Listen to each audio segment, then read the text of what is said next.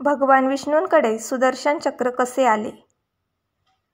वैदिक काळापासूनच भगवान विष्णूंना संपूर्ण विश्वाची सर्वोच्च शक्ती मानले जात आले आहे. पुराणांमध्ये विष्णूंचा उल्लेख सृष्टीचे पालनहार असा करण्यात आला आहे.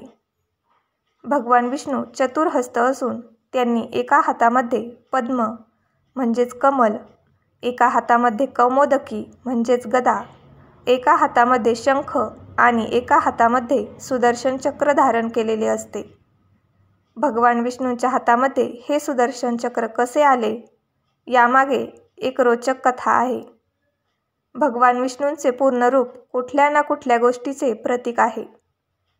उदाहरण द्यायचे झाले तर भगवान विष्णू धारण करीत असलेल्या आभूषणांना पुराणांमध्ये अस्त्रशस्त्रांचे प्रतीक मानले गेले आहे. त्याचप्रमाणे भगवान विष्णूंचे 4 हस्त मानवी जीवनातील 4 महत्त्वाची उद्दिष्ट म्हणजेच जीवनातील 4 आश्रम दर्शवितात.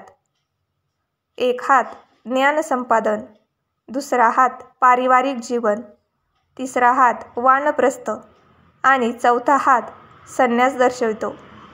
विष्णूंच्या कानातील कुंडले सुखदुःख, ज्ञान अज्ञान इत्यादी विपरीत गोष्टींची जोडी दर्शवतात.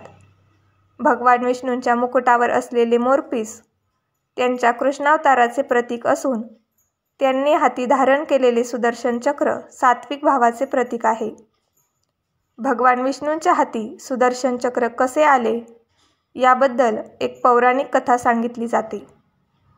एकदा कार्तिक शुक्ल चतुर्दशीच्या वेळी भगवान शिवाची पूजा करण्यासाठी विष्णू काशीला आले असता मणिकर्णिका घाटावर स्नान करून त्यांनी भगवान शिवाला 1000 सुवर्ण कमले अर्पण करून त्यांची पूजा करण्याचा संकल्प केला. अभिषेक झाल्यानंतर जेव्हा विष्णूंनी पूजेला आरंभ केला तेव्हा त्यांच्या भक्तीची परीक्षा पाहण्यासाठी शिवांनी 1000 कमल पुष्पांपैकी एक पुष्प कमी केले. विष्णूंना एक कमल पुष्प कमी पडत असल्याचे लक्षात आले, पण त्यांना त्यांचा संकल्प पूर्ण करायचा असल्याने त्या एका कमलाच्या ऐवजी भगवान विष्णू आपला डोळा त्यागण्यासाठी तयार झाले. विष्णूंचे डोळे कमलाप्रमाणे असून त्यासाठीच त्यांना पुंडरीकाक्ष कमलनयन म्हटले जाते. त्यामुळे पूजेसाठी कमी पडलेल्या एका कमळाच्या ऐवजी आपला कमलरूपी डोळा देण्यास विष्णू तयार झाले.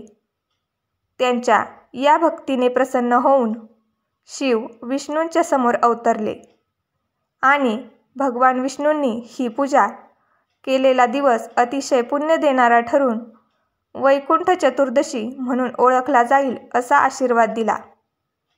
तसेच या दिवशी जो कोणी अतिशय भक्तिभावाने व्रतपूर्वक शिवाचे पूजन करेल त्याला मोक्षप्राप्ती होईल असाही आशीर्वाद शिवांनी दिला.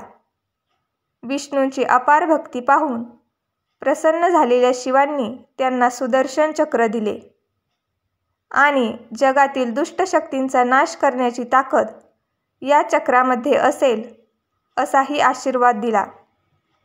तेव्हापासून भगवान विष्णूंच्या एका हाताच्या तर्जनीमध्ये सुदर्शन चक्र धारण केले गेले अशी ही कथा आहे.